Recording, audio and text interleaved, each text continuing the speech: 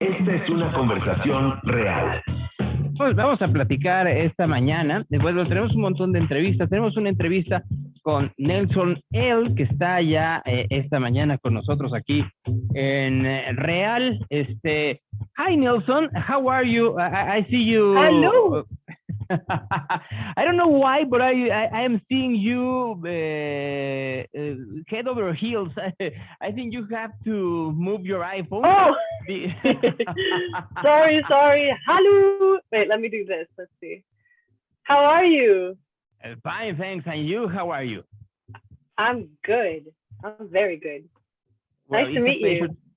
Nice to meet you. It's a pleasure to have you this morning here on Rock 101. For the people that doesn't know anything about you, tell us about your career in very short time. Who are you? What do you? What moves you? Well, I started writing songs when I was 3 years old. Every night, my father had this tradition of me writing a song about my day before bedtime, and I think it just started that way. I loved it, and from that day, I just kept on working on it. And then when I was 20, I got signed and started working for other artists, writing music for them. And then now I'm finally releasing my own music. Mm-hmm. It is different to do music for yourself than doing music for other artists. What's the engine that moves music for making music for other people than making music for yourself?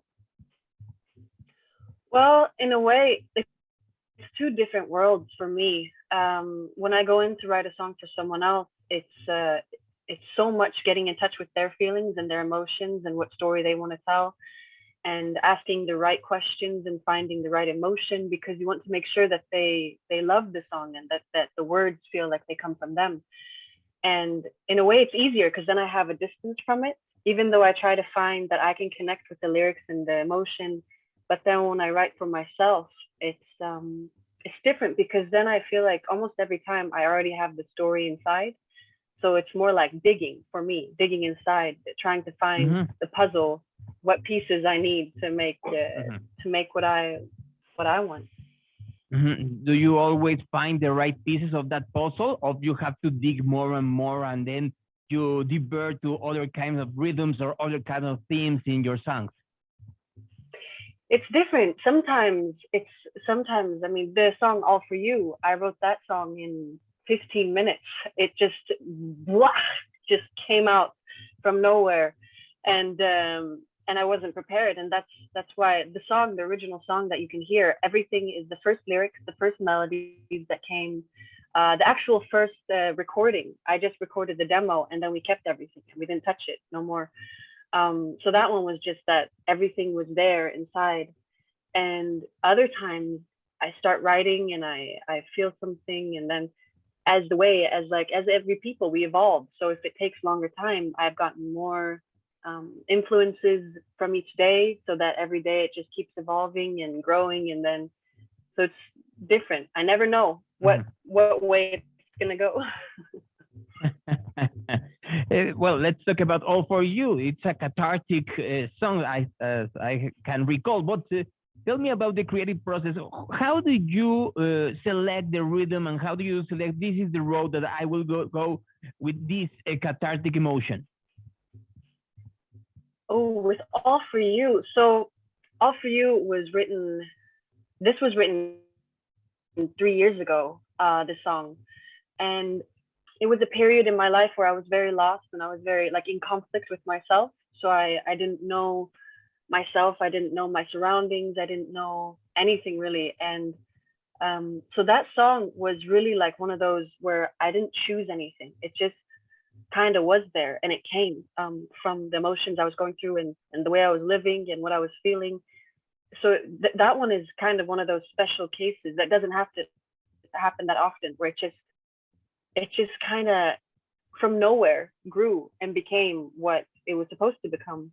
And so I was lucky with that one. It was just So this song is 3 years old. How do you hear and how do you see yourself when you do this song and right now? This so much difference between the Nelson Elle from 3 years ago from this time now? yes, very different. So when I started doing music, I was with a rock band in my hometown, a very small town, and we were playing jazz and blues and rock and all kinds of stuff. And then from just I got into the right room with the right person and I got signed and I was very young and I didn't know what getting signed meant. I didn't know what is a record label. What do we do? Like do I write a song? Like all those things. So the first songs we wrote was me trying to write pop for the first time because before I would just write jazz, I would write blues. So I wrote my first pop songs and they turned out good, but it wasn't, I felt like there was something missing, not me. So that's why I took these 3 years to write. Well, actually it's been 5 years since I released them, but I took those years to write for other people, to find myself in writing for others, and then on the side writing for myself. And I feel like it really has grown into something where I feel like I'm expressing me and what I want to do. And I think that for me, this song, All For You, is like a introduction. It's setting the tone. It's this is me, this is my voice, this is what I feel in this moment. And then my goal is that every song to come is going to have its own life, its own story, and maybe its own sound. That it doesn't have to have the same structure. I can see that in your music you have this combination like you do this synchronic and you chose to put the pop music but also the jazz music. It's difficult right in this time to do these kinds of combinations. I don't know. We'll see. We'll see if people like it. I have no idea, but it's what I want to do. And I mean, I'm happy just if one person listens and thinks, oh, I feel this and I like this. And I think it's more important for me as a creator to create things that I love and that I feel. And that's why I want to keep everything open. I mean, maybe one day I'll release something where it's like, what is this? I don't even know. But it was my emotion and what I felt was true. So, and yeah, and I do a lot of visuals for myself.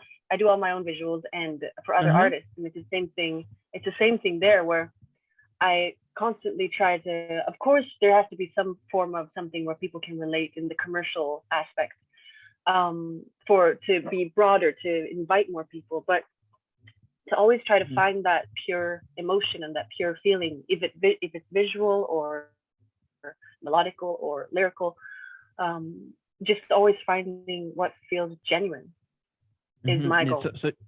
So you make music for yourself and for other artists. You also make the visuals for yourself and for other artists. So you are really a busy artist. In which time do you go reflexive and you do this kind of creative storm? Sorry, excuse me, the question. In which time?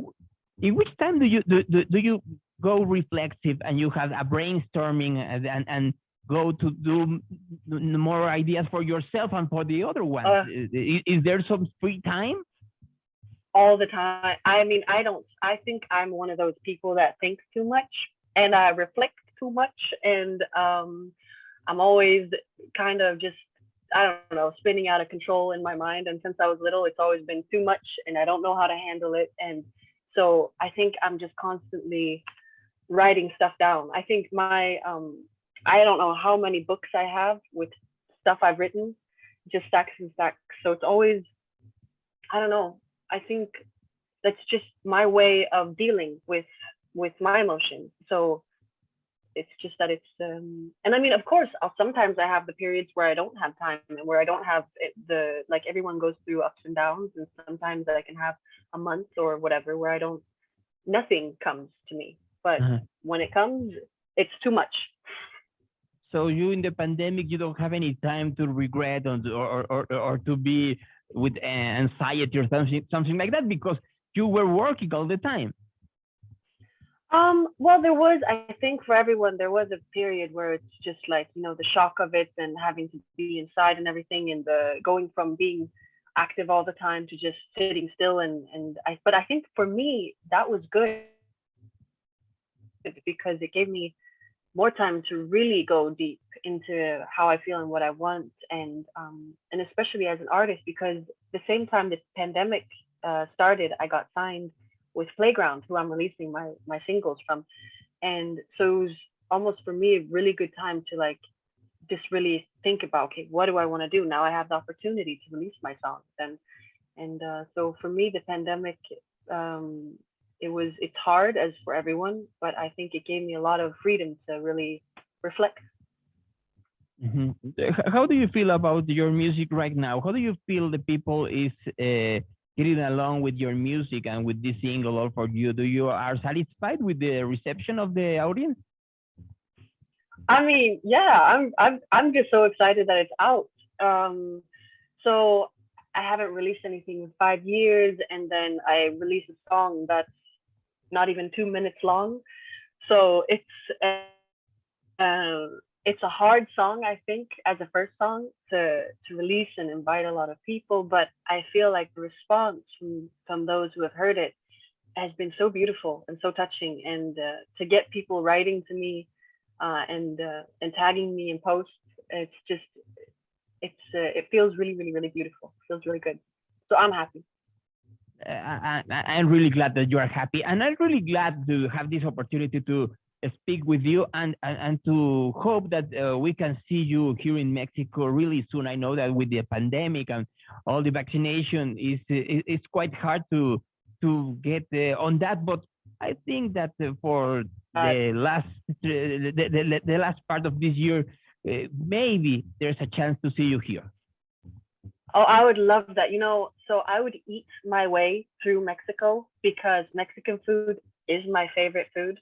And Really? I will probably drink too much tequila because actually for my release party, we had a little release party at my apartment with just my roommates and people.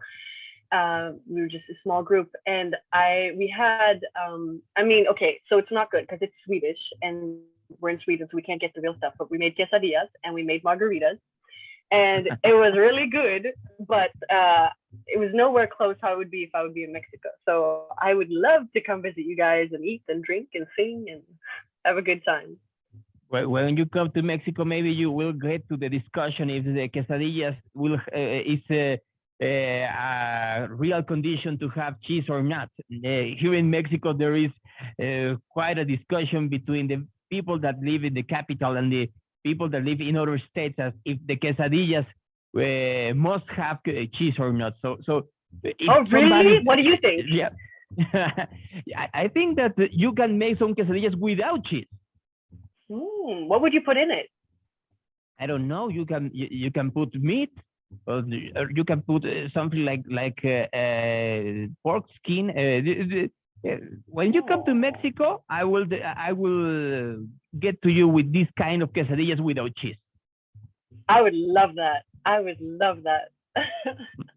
Well, Nelson, it was a pleasure to have you here on Rock 101. Thank you so much, Gonzalo. Thank you. Thank you very much. Have a good time. Bye.